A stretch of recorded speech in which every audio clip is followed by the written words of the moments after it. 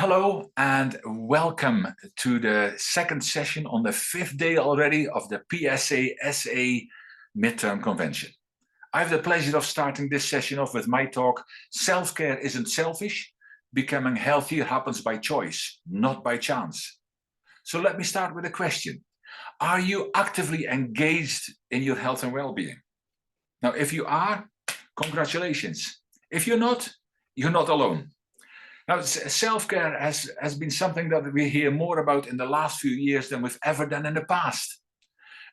Let me first give you a little bit of background why I talk about self-care, apart from obviously about leadership and some of the other things I do. See, over the last 3 years, we have gone through some major global challenges which have adversely affected our health and well-being in one way or another, and I hope you can agree with that. See, already early on, I spoke up and I spoke my truth, which not too many people agreed with, at least not at the time, but that's okay. See, I had to speak up because sometimes it is better to speak up and get some flack for it than look back and look at the consequences of your silence and wish you had. Well, that was me. And after all, we're also in the Speakers Association, so speakers speak. Now, if you look at my motto, that might make a little bit more sense, because my motto is that I believe in a world where people are inspired to use their voice and speak rather than suffer in silence and lead. Now, I hope that hits home and now you understand a little bit better. But one thing that started to surprise me more and more, though, is that we hardly ever saw any information on our screens that would help us to take better care of ourselves. It didn't make any sense to me, and it's something that was so important to us and always has been. Now, and when it talk about to take care of ourselves is to take care of the one person we are ultimately responsible for, and that is the one looking back in the mirror. So there is an African proverb that says, when there is no enemy within, the enemy outside can do no harm. But we first need to find and fight that enemy within so we become calmer. And that is a job all by itself. And then there is a rabbi, I heard a comment by him one time, and this rabbi said, do something today, because, hey, if you don't do anything today, what do you need tomorrow for? I thought it was funny, but it made a lot of sense to me. But for me, I've been a martial artist since I was 17 years old. I like to swim. I like to go for walks. I am heavily into personal development, mind power, all those kind of things. So I kind of love those kind of things already. So I had a head start on many people. But I actually started to question myself, what can I do to make a difference, rather than when I was speaking my truth, rather than maybe out to the confusion. And I didn't speak my truth to be right. I spoke my truth to bring another perception to the plot, so we can make an informed decision. That's all. But for me, it was, how can I make a difference? And not can I make a difference, but how can I? And that's the difference between a fixed and a growth mindset. And that's for another day altogether. But I started to do Facebook Lives on self-care, and I thought maybe I'll do 5 one week and maybe a few more next week. But I did 44 talks on different subjects in that whole area of self-care. And since then also I followed it up with 52 talks about different values in my values-based leadership program. But I really started to write down things on self-care, and I created an ebook, also a video series with a workbook.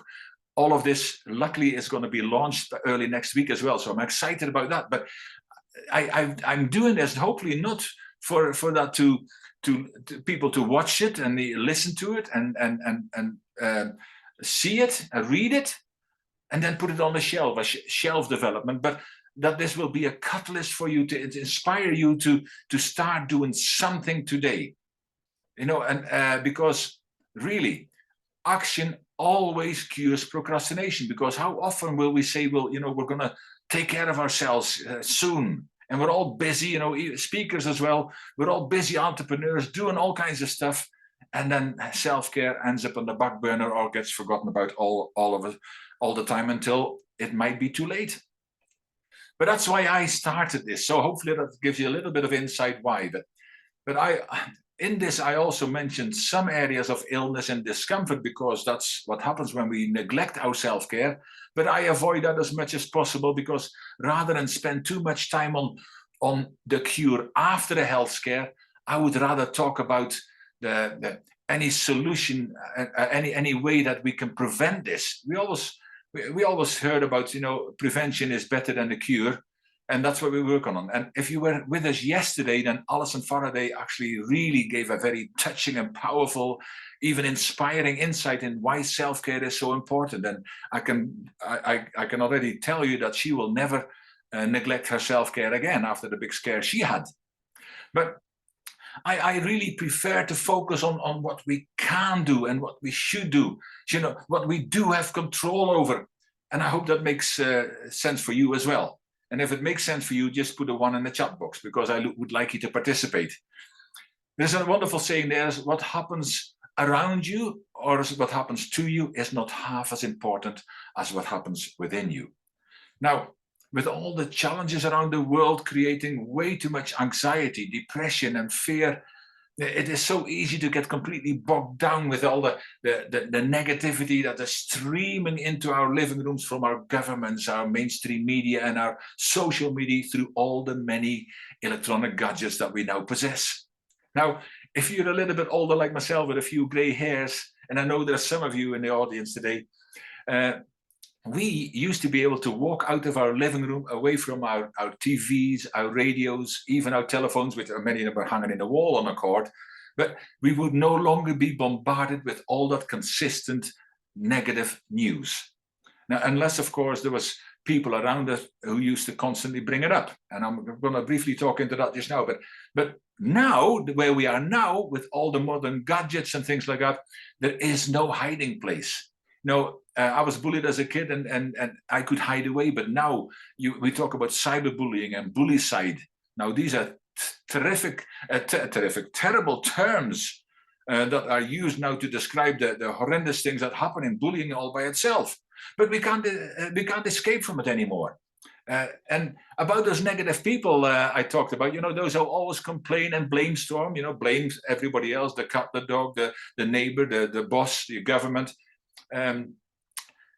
There was an amazing gentleman called Charlie Tremendous Jones.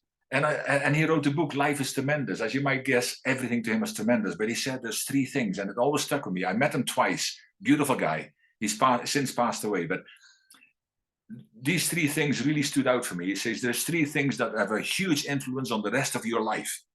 The things you hear, the things you read, and the people you associate with. You might go, there's a possibility that I might have to work on one of those areas. Maybe you need to work on all 3. And people say, but the people you associate with, but that's my people. Well, if they are negative people, you might have to make a conscientious choice, an intentional choice, that you don't spend so much time with them in the future. That's all your choice. But the things you hear, the things you read, the people you associate with, think about them. See, one thing's for sure. We need to take care of ourselves, because we are no good to anyone else when we become sick or indeed pass away. See, the only way we can really have the best chance to protect ourselves is by making self-care a priority, making us immune to some of these things that are happening to us. Then we need to look after ourselves. And we're not talking about having to spend vast amounts of money on spa treatment, a personal fitness coach, maybe a psychiatrist or 2. But there are many ways, and we can take simple steps to improve our physical, mental, spiritual, and emotional health. And I certainly will talk into some of them in this talk. But there are people who now say, oh no, that's another thing that I have to deal with in an ever-growing a list of items that completely fill my day already. And maybe they're right. And maybe they're even sitting in your chair. And then after that, you put a 1 in the comments box, so I know. But however, if that is you, and let me ask you a question. How many of those things that already fill your day do exactly that? They just fill your day and are totally non-productive. Now, When you look at all those things during the day, is it just possible? Possible that you could make some small changes and to start to squeeze some activities into your busy life and schedule that will be much more beneficial to your health. And if that's possible, again, put a 1 in the chat so I know where you're at. But now, I'm not saying you need to run on a treadmill for 2 hours a day, eat rabbit food for the rest of your life, or be in bed by 10 o'clock and get 8 to 10 solid hours of sleep. No, these might be, some of them might be wonderful to you, but I'm talking about maybe having 15 minutes less on your Facebook. Spend half an hour less on the electronic babysitter, the TV, and maybe get up half an hour earlier in the morning, one or all of the above. I mean, would that or any other way free up some time to spend on your self-care? Might that just be a possibility? Put a 1 in the chat if that might be an opportunity for you to do so. See, and I'm sure we all have a picture of what self-care actually looks like, but do we really know what it is? And firstly, contrary to some popular and unpopular belief, let me give you some things that self-care definitely is not. And it's not selfish, that's one thing for sure. It is not self-indulgent. It doesn't have to be expensive or luxurious. Yes, you can have a full spa treatment, you can lie on the beach in the Maldives and all those kind of things, but it's not necessary. And it's also not the same for everyone. One size doesn't fit all in this. And it's not something to feel guilty about. So what is self-care then? Well, self-care is about self-preservation. It's about self-love. It's about self-compassion. And my wife, Dr. Arthie Moore Robberts, speaks about compassion in The Compassionate Leader of Influence, and she is compassion personified. But it's also a necessity. It's got to be intentional. It's not nice to have, do someday, and maybe tomorrow. No, you've got to be intentional about it. Because it's also nourishment for the body, mind, soul, and spirit, as well as your emotions. And it is also an act of giving yourself permission. And I love that. See, in short, self-care is anything that improves the quality of your health and therefore also the quality of your life. And I hope you agree with me on that. And if you do, put a 1 in the chat box. Now, if you've been traveling before on an airplane, you know that the instructions partly are about in case of a sudden drop in carbon pressure, masks will appear from the panels above your head. Pull one towards you and put it over your face put it over your own face before assisting others, including children. See, this is not selfish behavior because they recognize that you will be no good to anyone else if you don't survive. So here are some insights into a few possible areas to take care of yourself. And eating habits. Now, you are what you eat. You've heard that before. But, what are your eating habits? Do you know? Do you ever read the labels of what kind of stuff is in many of these processed foods you eat? And about the excuses you make for why you eat fast food because you've got no time and all the other kind of things. Now, I don't say you can't eat fast food, but everything in moderation, of course. And it's not about rabbit food, leaving a juicy steak in the freezer and start eating a full plate of wonderful high-protein crickets instead. No. But you need to think about it. I was bullied as a kid when I was under height and overweight. I mean, I was as wide as I was tall at the time. And I remember my granny used to say, she was a wonderful, pleasantly plump lady, a farming lady. And she said, happy people fat people are happy people. And I thought, well, not this one. Because I was miserable because I was getting bullied and name calling. But I mean, people are happy, and she was happy with who she was, and that was wonderful. But, what are your eating habits? And physical health, of course. You don't have to work out for hours a day. You don't need a gym membership. Because some of these people I used to meet at the gym, they exercised for 10 minutes and chatted for the next 2 hours, and they were in the gym for 2 hours. But it could be martial arts like I do, maybe a brisk walk a couple of times a week, whatever it takes. Sleeping. Do you get enough sleep? Or more to the point, do you get enough quality sleep? And that also really depends on what the last things you do before you go to sleep. The things you hear, the things you read. If they are negative, then your quality of your sleep has been directly affected by what you read or what you listen to before you go to sleep.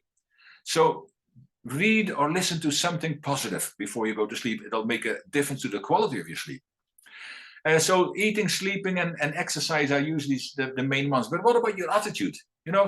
My martial arts is about mind power and mind over matter. So all these kind of things. There is even hospital wards where they have only positivity, jokes, and comedy and beautiful colors. People there heal much quicker than in the other wards. It's been proven. And also, if you want to think about Viktor Frankl, Man's Search for Meaning, that's a beautiful book to read about attitude. And I'm not going into it now, but he said, one of the things he strongly said is that there is one thing they cannot take away from you, is your freedom to choose, your own attitude. Go read that book, it's wonderful. Intentionality is also something, and I'm not talking about having good intentions, because we've all got them, of course. But it is about the difference between having good intentions and leading an intentional life is people with good intentions do something good occasionally. People who live an intentional life do something good continually. And that is the main thing. So these things are worth thinking into, as well as gratitude. Underestimated, but so important in your self-care. Be grateful. I wake up every morning and I say, I'm blessed and highly favored. It's the first thing that comes out of my mouth, because I am grateful. If you haven't started a gratitude journal, start one, because it will really help you, especially when you're down. You can then open up gratitude journal, look for the things that you're grateful for, and they already lift you up. And then there's one more thing I want to mention, and I say there's many more, but hope. Without hope, the people perish. And hope is something we just cannot do without. There is even things like dementia and Alzheimer's. They say part of the challenge there is that people who really accelerate this is people who've given up on life. They've given up hope on life. So it's powerful. But if we want to give hope to others, then we also need to be hopeful ourselves. Now, there's many more things like taking time out for what matters for you, thoughtfulness, inner peace, what you say to yourself, also very important. But self-care is certainly a personal matter. One size doesn't fit all, and it will always work differently for everybody, and that's why you need to choose your own self-care program. But it is, you need to do something that you love, because if you hate self-care, if you hate exercise, certain exercise, change it. It's not set in stone. So do something you love and do more of it. It's much more effective than forcing yourself to do some things that you eventually give up, like a New Year's resolution. Most of them give up in day 70. This year, day 17 of January was the day that it already fell away for most people. So it is about keep going. Now, it is also, there's 5 little pointers I want to give you that might really help you. The first one is, have a serious and total honest talk with yourself about your health, and start finding out what you need to do more of. Maybe your attitude needs a checkup from the neck up. Maybe you need maybe you need less screen time and more dream time. Whatever your biggest improvement can give. Some of the habits that no longer serve you, but then write them down. Write down that areas that stand out for your personal self-care improvement, followed by create an action plan to address those needs, and if possible, involve your family with that, or some friends, and that also gives you accountability partners, so you can encourage each other as well. And then also watch what you say to yourself. The things you say to yourself on a daily basis, would you say them to your friends or your family or your spouse? And some might say, no, I don't talk to yourself. No, that voice that just told you that you don't talk to yourself. We all do it, but become more aware of them. And then, of course, the 5th one is take action on these items. Knowledge is not power, and it certainly won't make you any healthier. Knowledge acted upon. So start acting on those kind of things. So I want to leave you with some very simple question. It is not will you, but when will you create your own self-care plan? And please do not say tomorrow, because we all know what happens tomorrow. Not taking care of you should no longer be an option. And finally, For most people, it does not take a lot to get healthier. But this takes something. So stop being too busy to get healthy and start today. Thank you.